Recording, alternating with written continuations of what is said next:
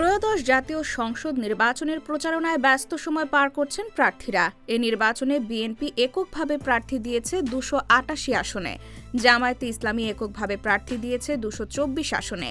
জামায়াতের প্রার্থীদের মধ্যে ২০১ জন উচ্চশিক্ষিত।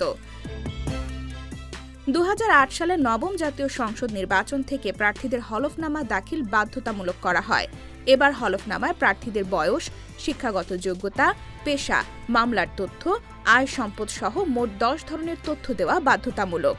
হলফনামার তথ্যে দেখা গেছে জামায়াতের সবচেয়ে প্রবীণ দুই প্রার্থীর বয়স ৭৭ বছর। তারা হলেন ঠাকুরগাঁও ৩ আসনের মিজানুর রহমান এবং গোপালগঞ্জ ১ আসনের মোহাম্মদ আব্দুল হামিদ মোল্লা। অন্যদিকে বয়সে সবচেয়ে কনিষ্ঠ জামায়াত প্রার্থী কুষ্টিয়া ৩ আসনের আমির হামজা। হলফনামায় তিনি নিজের বয়স উল্লেখ করেছেন ৩৩ বছর ২ মাস। পেশায় তিনি একজন ধর্মীয় বক্তা। ইসি সূত্রে জানা গেছে, এবারের নির্বাচনে সবচেয়ে বেশি আসনে প্রার্থী দিয়েছে বিএনপি ২৮৮টি, জামায়াত ইসলামী প্রার্থী দিয়েছে ২২৪টি আসনে, ইসলামী আন্দোলন বাংলাদেশের প্রার্থী রয়েছে ২৫৩ আসনে, জাতীয় নাগরিক পার্টি এনসিপির প্রার্থী আছে ৩২টি আসনে।